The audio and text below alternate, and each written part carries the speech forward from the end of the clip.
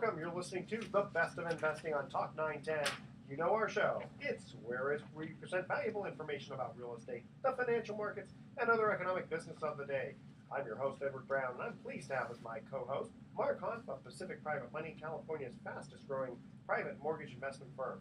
Our phone number is 888-912-1190. That's 888-912-1190. Write that number down. You're going to use that number to answer the trivia questions for 3 vacations given away during each commercial break. That's right, we're giving away 9 vacations during this show. Now, the vacations are not sponsored by the radio station, but by Lighthouse Resort and Marina, which is located 1 hour northeast of San Francisco. And the vacations are free. Their only request is a $75 cleaning fee to cover housekeeping expenses. Such a deal. Their website is lighthouse4fun.com. You can reach them at 916-777-5511. The weather is awesome out there. Check them out. And today's trivia theme is Finish This Band's Name. So I'll give you the starting part of the band and you finish it. All right. All right. Our website is bestofinvesting.com. Check us out on Facebook and YouTube by typing Best of Investing Radio Show. We're also on television, Comcast Channel 26 and AT&T Channel 99 at noon and Sundays at 6 p.m. Want to give our little plug here to our friends. The segment of this segment of Best of Investing is brought to you by crystalbull.com. We're going to be talking about the stock market a little bit. Indeed. And that's Crystal Bull, not Crystal Ball. And if you've ever wondered why the stock market has big up or down days when new economic data are released, check them out at crystalbull.com. They show relationships graphically. Now, before we get into all this fun stock market stuff here, we wanted to invite our videographer, who's got it on autopilot right now because he's going to stand in front of the microphone.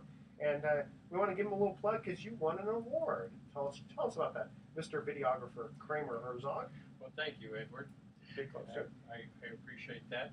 I went to the Rhode Island International Film Festival last week.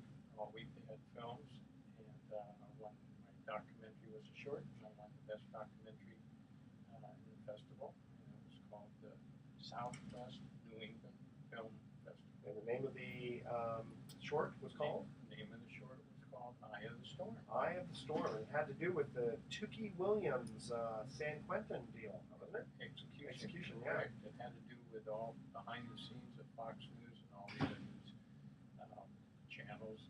Well, you should have done another short on this one that in Oklahoma that got botched. You know, that's gonna be a little scary for if I was a prisoner about to be executed. I think I'd get a little nervous now. Oh, especially if yeah. you hear about the execution where the guy took a guy an hour and a half. Yeah. Finally, they stopped the execution. I think it was in Oklahoma. Yeah. Did you hear about what that was? Oh, yeah. I did. Oh, terrible. And he died of a heart attack afterwards. Yeah, that's not too fun to die like almost twice. But so you know what? You've done our videography here for over 2 years now. 2.5 years. And so when people come to our website and or go to YouTube and type in Best Investing Radio Show, or actually when they go on the website, they can see the difference between the regular YouTube and the one that you've done. But you do some freelance work for other people. I want to give you a little plug here in case people want to hire you for doing videography. How do they get a hold of you? You can go to my website, eyeofthestorm doc.com, yeah. Or 415-453-6783. Okay. You were one of the main guys at Comcast for a while, so Kramer is quite the professional. Thanks very much. Thank you. Get back to the camera. Let's get back. Okay. Bye. All right. So, Mark, you've got some interesting economic data for us. Yes, indeed, Edward. Well, you know, I brought an article. We talked about today's show is going to be about the stock market, and so, excuse me, Kramer. So, lead article, Forbes magazine this week, May 5th issue. By the way, why do they always date magazine issues like in the future? I've never quite figured it out. It's Well, not a- because people are hoping that they're going to be It's like able it's to May know 2nd, today, and this is the May 5th issue.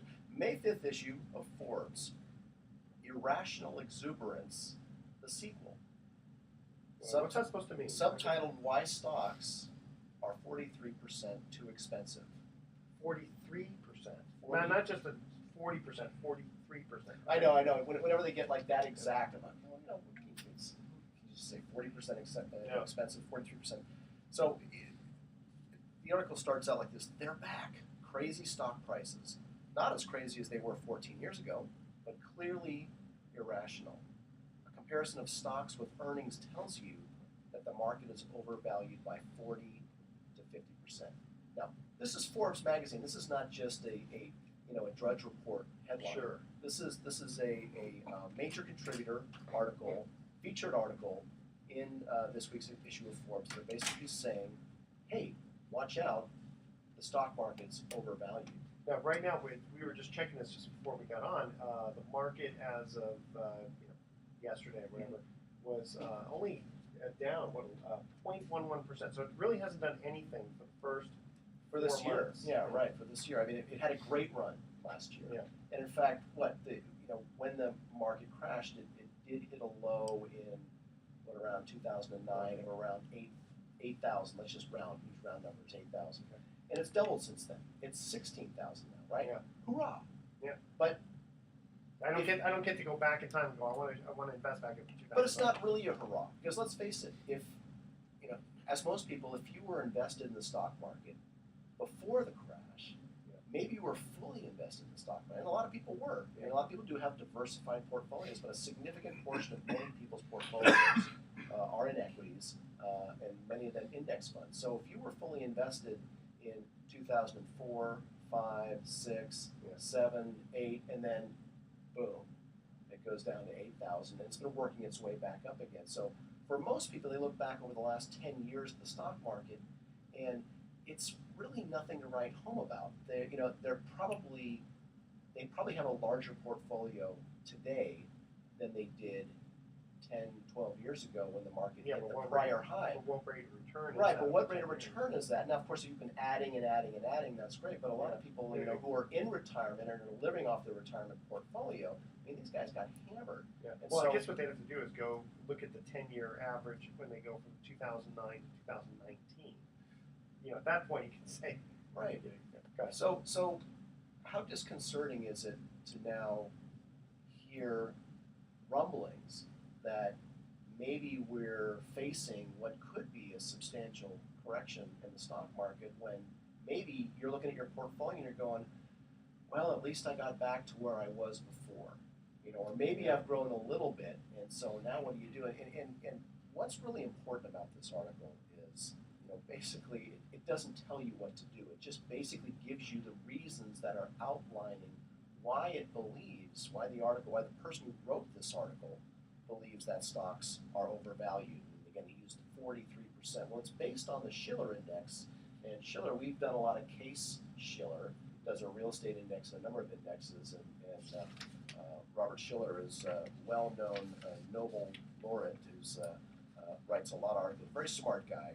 And he has a particular index that's based on PE ratios and a number of other things. And again, I'm not a stock market guy. We don't have the benefit of having someone who's an expert at stocks here today. I'm a real estate guy, but and we're going to talk about why that's even relevant. Why would a real estate guy be talking about stocks? Because I read these business magazines. I get them all. I subscribe to Inc. and Fast Company and Forbes and Money and Fortune and all of that. And I'm watching all this stuff, and I need to, because I want to know. I want to keep abreast of what people are, how they're investing their money, what kind of returns they're getting, and what. I almost need to go to the end of this article to talk about, what's my point about talking about the stock market's overheated. My point is that at the end of this article, after it goes on for several pages of background as to why it considers the stock market overvalued today, and it says, okay, stocks are priced 40% higher than they should be. What do you do about it? Yeah. You can take some defensive measures like going to cash. That's Great selling. advice, really. That's selling your Yeah, stocks, yeah. Okay. But that will only get you so far. The most important thing is to lower your expectations. I just about fell off my chair when I read that. That doesn't really tell you. That doesn't tell me anything. Yeah, so it goes on, and it's not done yet. Since 1914, stocks have delivered an annual 6.6% real return. Since 1914. Yeah, so going back 100 years, the stock market has provided, on average, an annual 6.6% real return. It's interesting because if I remember correctly, didn't it used to be like over 9%? Well, it depends on. It always no. It didn't used to be. It depends on. It always depends on what where you level. start. Yeah, where you start. So let's just so last 100 years. That's a good. Tell you what. Let's cut to a quick break. When we come back, I want you to finish that. Absolutely. Okay. Come back. Here is our first commercial break. Here's our first trivia question. Again, the theme is finish this band's name. Ready for this one? Yes. Commander Cody and his what? Okay. Band of Thugs. The Band of Thugs. Okay. And if I remember, didn't he do the Hot Rod Lincoln? He redid the song Hot Rod Lincoln. Okay. So Commander Cody and his what? The first three callers with the correct answer win a free 3-day 2-night stay at the Lighthouse Resort. Their website is lighthouse4fun.com. Call 888-912-1190. That's 888-912-1190 to answer this question. Finish this band's name. Commander Cody and his what? So we're talking about late 1960s, early 70s. Make sure to include your name and your email address. Speak slowly. Spell out your email one letter at a time, please. Don't touch that dial. The Best of Investing will be right back. Awesome. We're going to leave the audience in Leave them hanging. suspenders. That's right.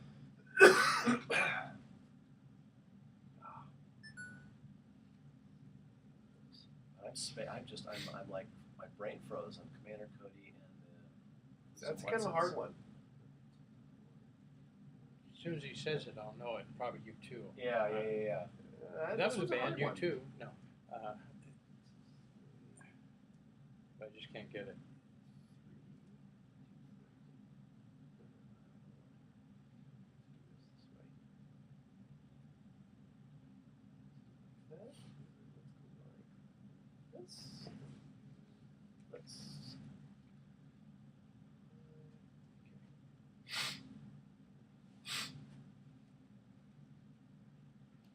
So going to cash just means you're trying not to lose principal. Doesn't mean you're going to make money. You just want to lose it.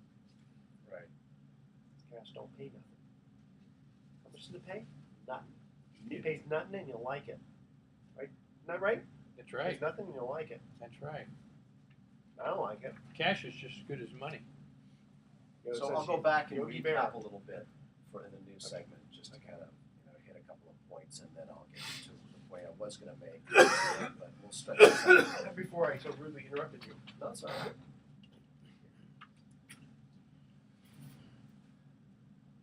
All right, ready? Here you go. Welcome back to the Best of Investing. I'm Edward Brown, your host, along with Mark Hoff of Pacific Private Money. We cut to the first commercial break. We asked this trivia question again. The theme is finish this band's name. Commander Cody and his what? There's a lot. This is a hard one. I have a brain freeze. I can't remember. Lost Planet Oh, Airman. Yes. I don't know how many people are going to get that one. Okay, Mark, we were talking about the stock market, and I cut you off. Go ahead. Go back. Well, let me go back and reframe the discussion for today. So we're talking about the stock market. Now, those of you who've listened to the show before know that Edward and I are pretty much real estate guys. We've been in the real estate market for most of our careers. Firmly been in real estate. In fact, I'm not a big stock market guy. So what business do I have to talk about the stock market? Well, I read. And so this week's article of Forbes magazine has a feature article that in big letters says Irrational Exuberance, the sequel. That says the Schiller PE signal is flashing warning signs. What are you doing to defend yourself? In fact, I went to the website to print out the article because I actually was going to send it to some of my investors. And on the web version, it actually has a different headline. It says why stocks are 43% too expensive. And so it basically is going back to a particular market valuation model proposed by Robert Schiller that based on his market analysis, his index is basically saying the market is presently overvalued. Now, and it doesn't mean that, it says in this article, it doesn't mean that the crash is imminent. It just means that over the next decade or so, stocks are highly likely to disappoint. So, But I think it's funny when you before we went to break, you mentioned that one of the things they said was, well, to potentially just go to cash, which doesn't mean you're going to really make money because cash right now isn't making anything. I think the whole idea is to preserve principal. right? Just Well, don't lose money. Right, to not lose, well, and some argue that when you go to cash flow, because you're not keeping up with inflation. But again, so let's step back a moment. Are stocks overvalued? Well, according to this article and according to other articles that I've read, there is fear that a significant correction is forthcoming. Why? Did they give a reason why? There is, and I'm not going to get into it because it's really boring, and I'm not a stock guy. I don't understand half of this stuff. Again, I'm just telling you what the article says. PE ratios, you know, based on some values. very, very smart people who have been right in the past. Okay. They're saying that the stocks are overvalued. And at the end of this article, which is what we were talking about at the end of the last segment before we had to cut to commercial break, is that they're not giving you any solutions. They're saying, so stocks are priced higher than they should be. And since 1914, stocks have delivered on average, so in the last 100 years, almost 7% real returns. The last sentence in this article says, to assume that a 6.6 return will keep falling into your lap is to live dangerously. You might insert 0% into your retirement calculator and see what it tells you. You probably need to be saving a lot more. Now, I said before the last break that when I read the sentence, lower your expectations, the most important thing is to lower your expectations, I about fell out of my chair. Because it kind of reminded me of, you're old enough to remember Jimmy Carter and that speech he gave, the austere speech, which he was roundly criticized about, basically telling Americans to lower their sights and lower their expectations, and that was when he had to cut the budget. And I was just a child back then. But it reminded me of that because that's just flat out wrong. Because the article doesn't say anything about, there are alternative investment strategies out there that millions of people are employing right now to make real returns in the market. And those who have listened to the show before know exactly where this is heading. Well, wait a minute, that kind of makes it seem like my 85-year-old mother has to go and get retrained to learn a new job. No, you can't. It's saying about not making money on many, yet lower your expectations and save more for retirement. Why do you save more?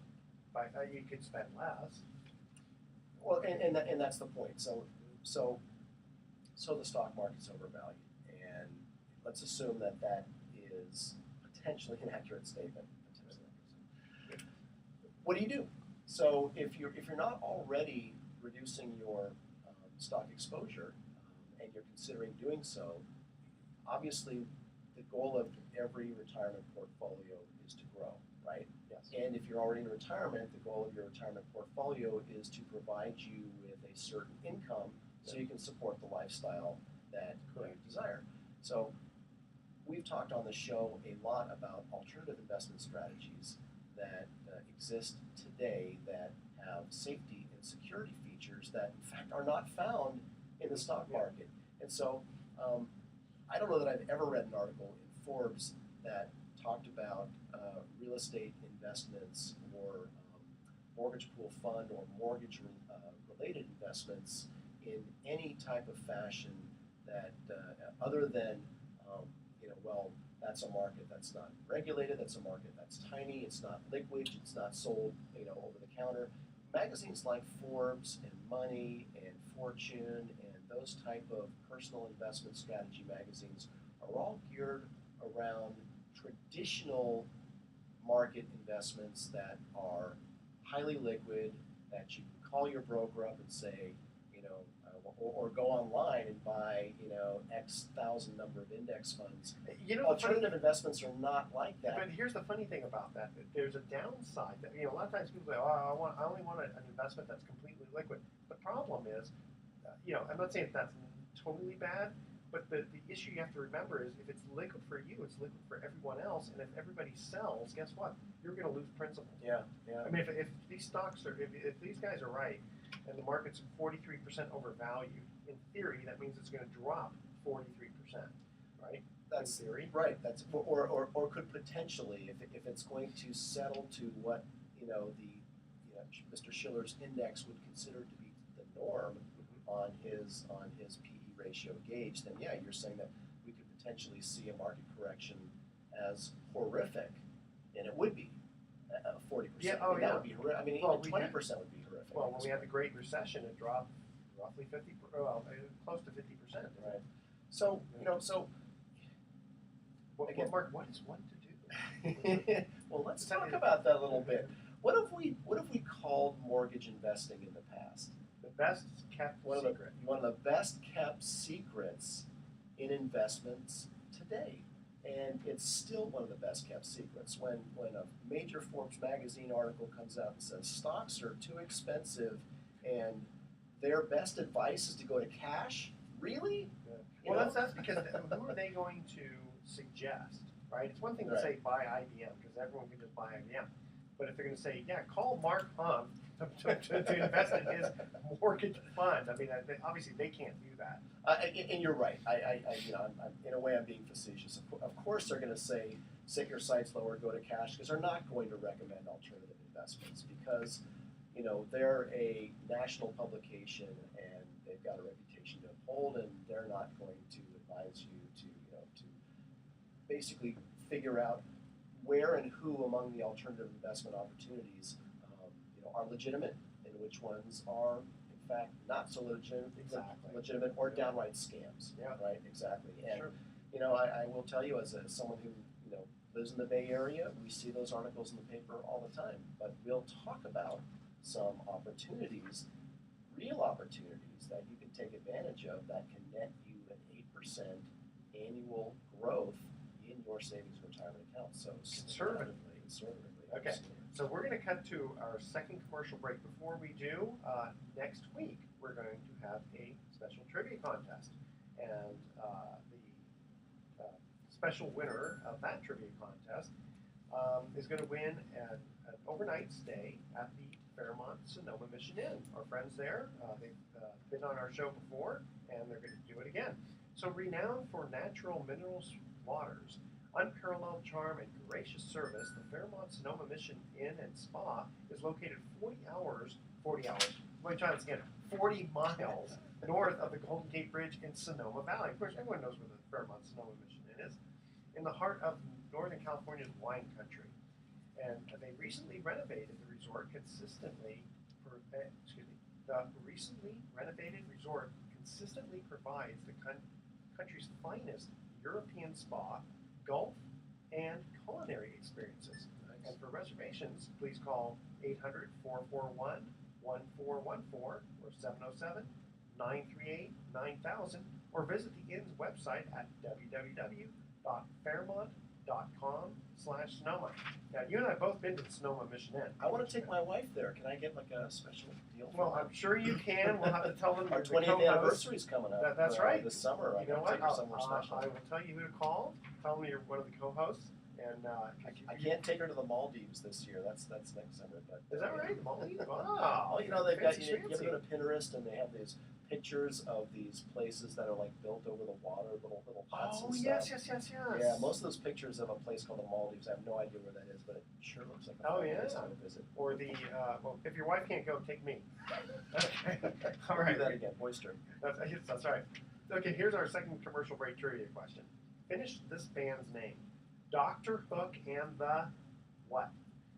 The first, again, this is from the 1970s. The first three callers with the correct answer win a free 3-day 2-night stay at the Lighthouse Resort. Their website is lighthouse4fun.com. Check them out. Call 888-912-1190. That's 888-912-1190. Answer this question. Finish this band's name. Dr. Hook and the what? Don't touch that dial. The Best of Investing will be right back. Mark Humph is going to share with us one of the best kept secrets in investing to get 8% conservatively. Don't touch that dial. We'll be right back.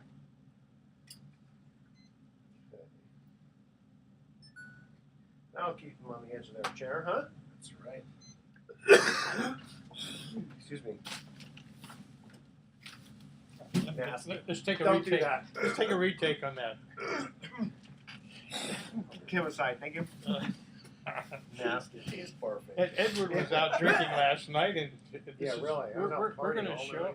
Yeah, we're going to show something interesting. Moly, you know what? There's Turks and Caicos and Tahiti. They have those. Yeah. Huts.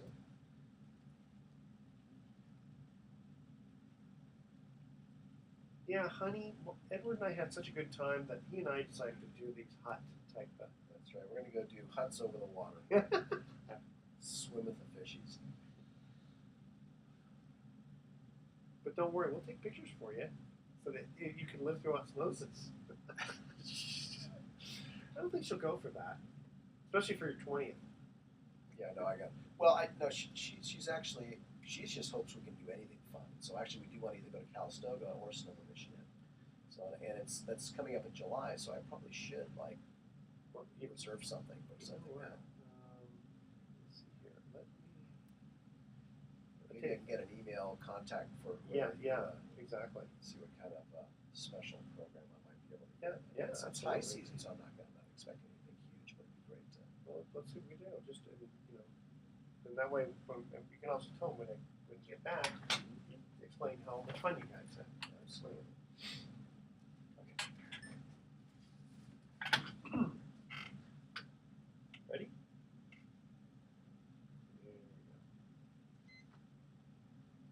Welcome back to the Best of Investing. I'm Edward Brown, your host, along with Mark Hahn, president of Pacific Private Money, California's fastest growing private mortgage investment firm, and we'll get into that in just a minute. Here was the second trivia question. Finish this band's name, Dr. Hook and the what? The medicine something or other. Show, the medicine show. That's Very it. good. It's Very the medicine good. men, but Yeah, and then on the cover of Did I get that? Did I Rolling get the buzzword? Stone. Yes, you did. Yes, you got Alright. close enough. I don't know how many people got that one either. Okay, so Mark, we gave the audience a little teaser that you're going to share with them how to earn 8% on an investment fairly conservatively. Go ahead, take it away. So if you're just tuning in, we've been talking about a feature article in this week's Forbes magazine that predicts that the stock market, where it's sitting right now in 2014 at 16,000 and change, is too expensive, and we might be in store for a major correction. So, And before you get in right into it, because I know I'm going to lead you right into this, that because inflation is also still low and is expected to stay low for the foreseeable future, investors are focusing more on income streams, but the banks are paying too low. And so, in stocks, if they're overvalued and the dividends are still low, where can people get that income what's a stream? person to do? So, if you've not listened to this show before, we're about to talk about a investment product that has been referred to as one of the best kept secrets in investing today, and it's in the category of alternative investments. And alternative investments include things like investing in real estate. Some people consider gold to be an alternative investment. Mortgage-backed investments are also considered an alternative investment strategy. And so I'm broker and president of a company located in the San Francisco Bay Area called Pacific Private Money, and we are a private money mortgage banker. We make real estate secured loans. We make loans pretty much just like the banks do, except our target audience is a different type of audience. We make short-term loans primarily to real estate investors. And the source of our capital is not the federal funds window like the banks or depositors. It's private individuals who make their capital available to us to loan out. And we created a investment vehicle in fact, it's been a year now. We launched it in the spring of 2013 called the Pacific Private Money Fund. And we launched that product as a result of more and more investors that have contacted our company over the last several years looking to put their money to work in high-yielding mortgage-backed investments.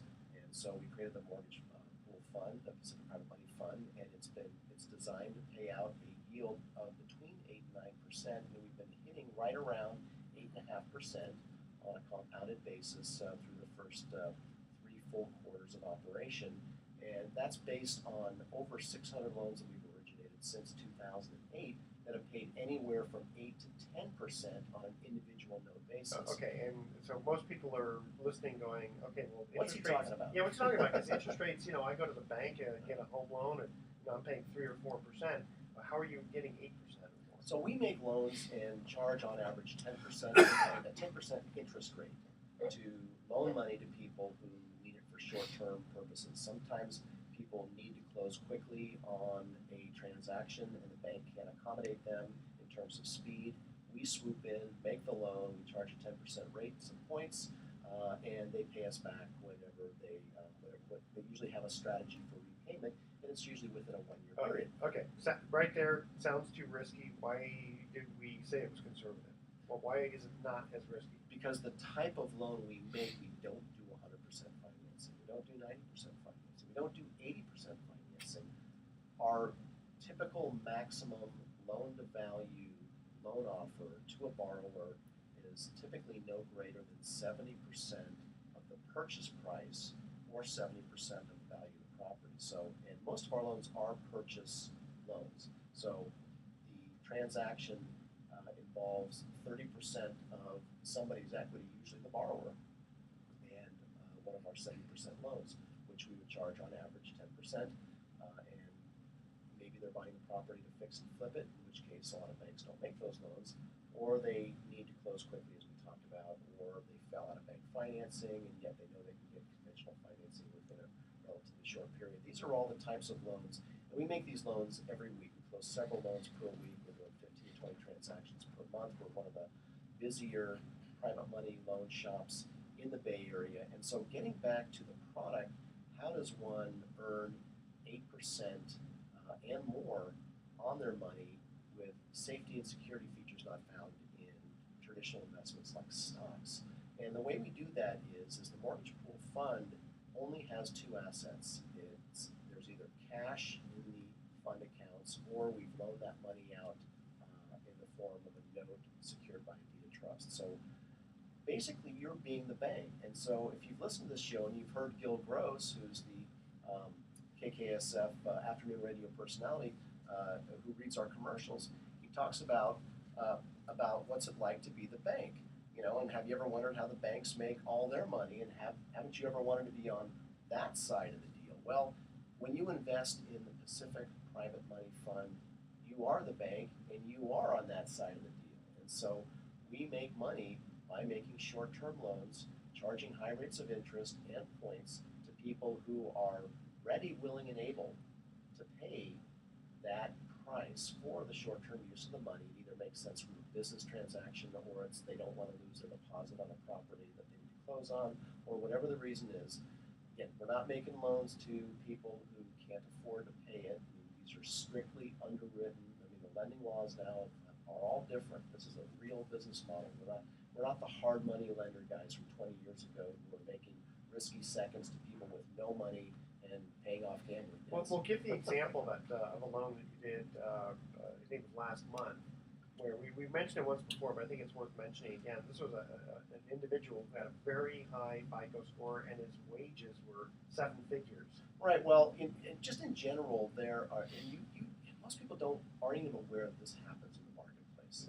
And we do 4 to 5 of these loans every month, sometimes more. And it's a family in contract to buy a home.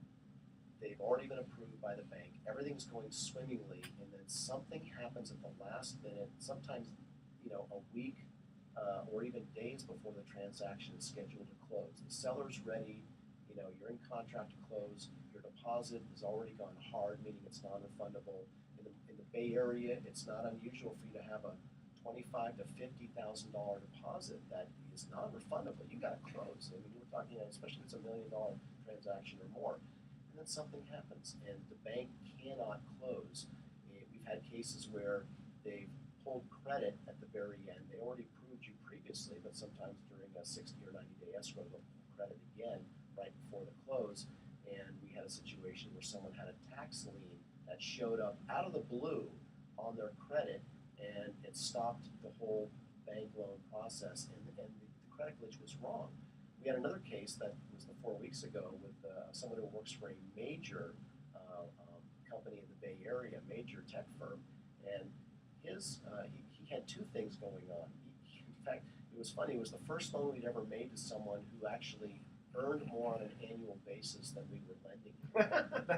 I'd never heard that before. Yeah, it was just under $1 million loan, and his annual compensation was well above that.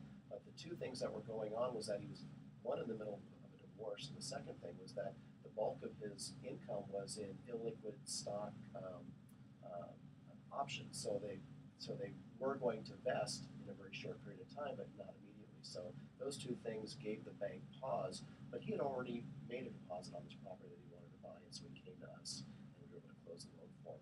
Other reasons why people need to use a bridge loan to close quickly is maybe they don't want to sell the home they're living in now before they buy another home, but because of their income and financial situation, they don't qualify for two simultaneous bank loans, so they need to use a private loan to close the target property, the one they want to move into, before they sell their other home. So again, lots of examples why of relatively secure type of loans with a viable exit strategy, and these are among the types of loans we're making, and our clients who provide that capital are paying handsomely for it. Right now they're making a strong 8% return, and that's been now consistent now for several years.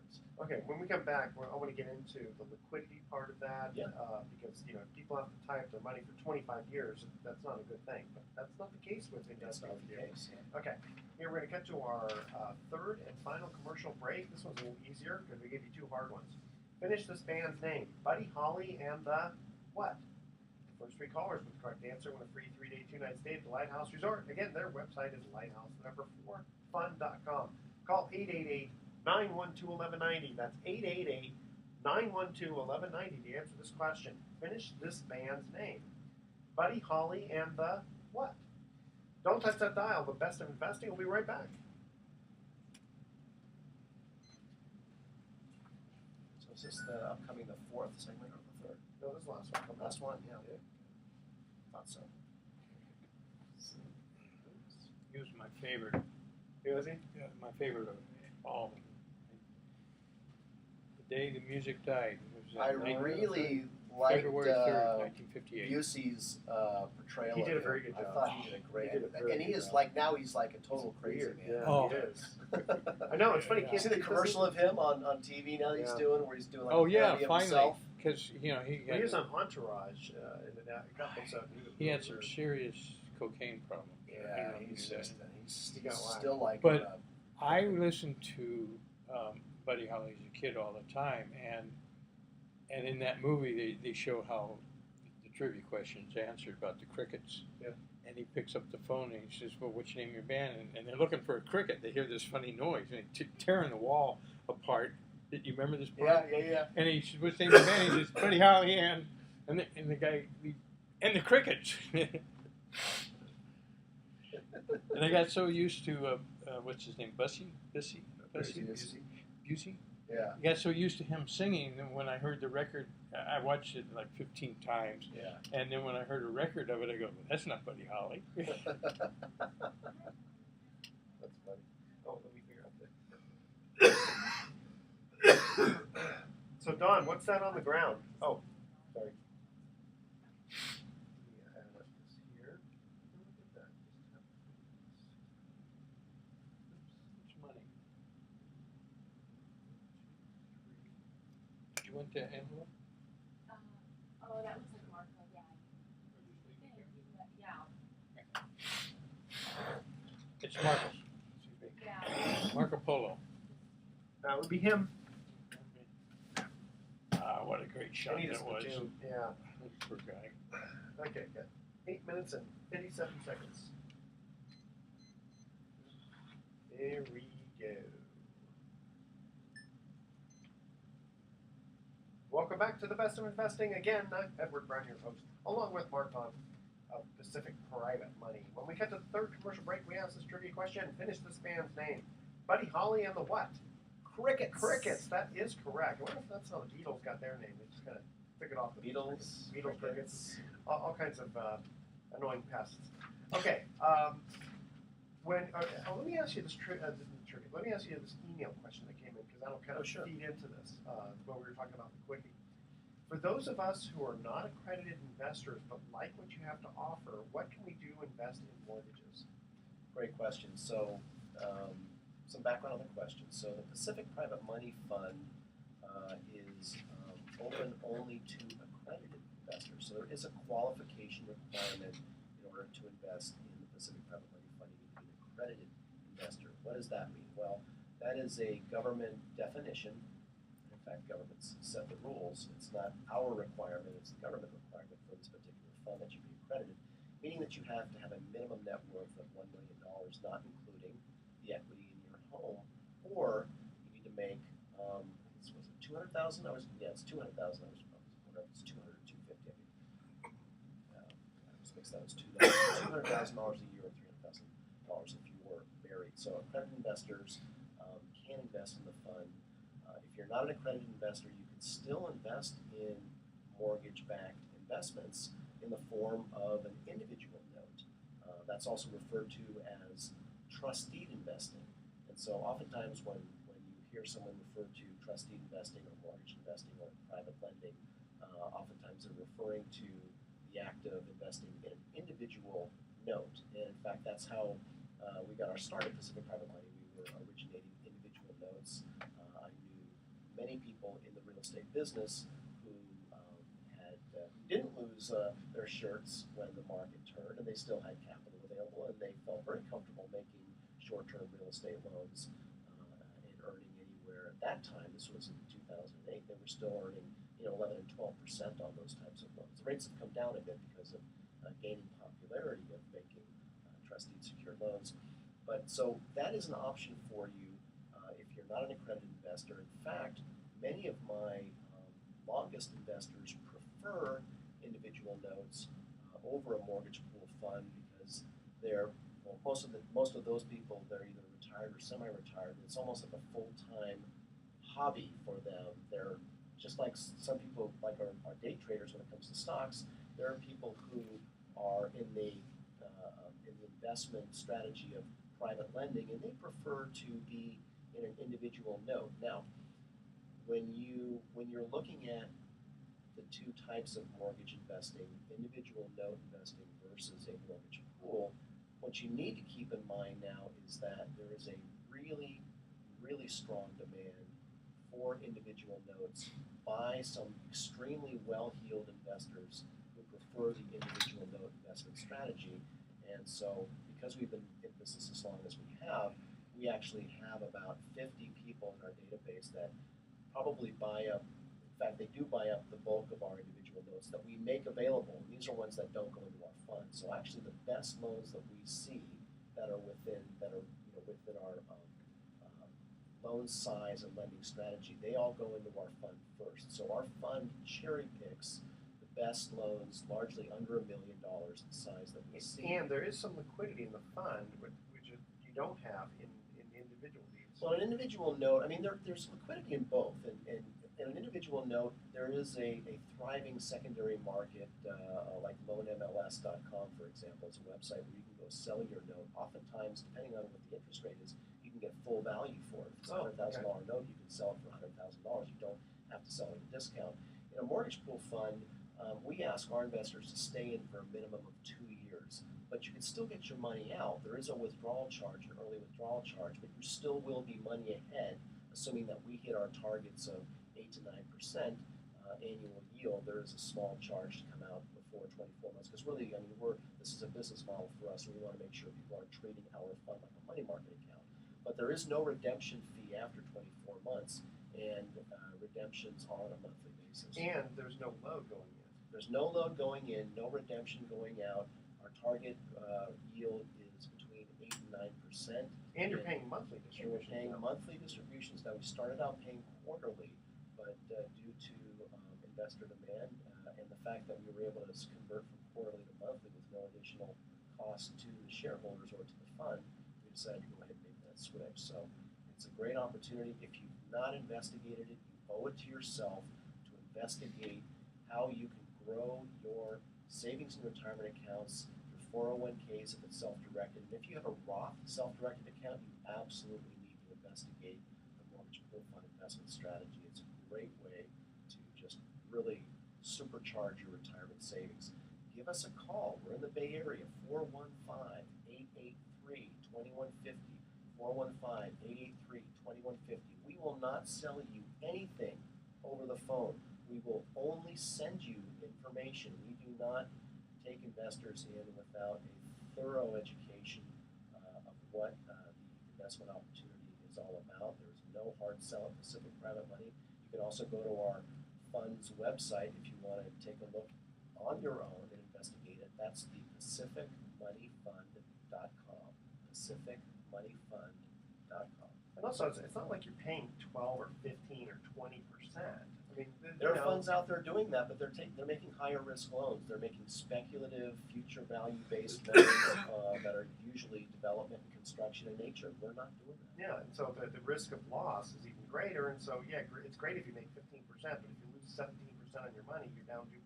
In the nearly 650 loans we've originated since 2008, we've only had 2 loans go to foreclosure, and both those investors did not lose a dime of their principal. Okay, so you can say that no one has ever lost money. No one's ever lost money. Private money. Private money, absolutely. Excellent. Okay, but a quick little thing here. I want to go to Amsterdam because there's a program in there that pays alcoholics 5 cans of beer a day to clean up litter on the streets. Now, I'm not an alcoholic, but boy, pay me 5 cans of beer, I'll pick up litter on the street. That's great. But isn't that funny? They're paying alcoholics cans of beer. I mean, it seems a little against the norm, I would say, for that. Wouldn't you think that they pay him? Boy, those wacky Europeans, I tell you.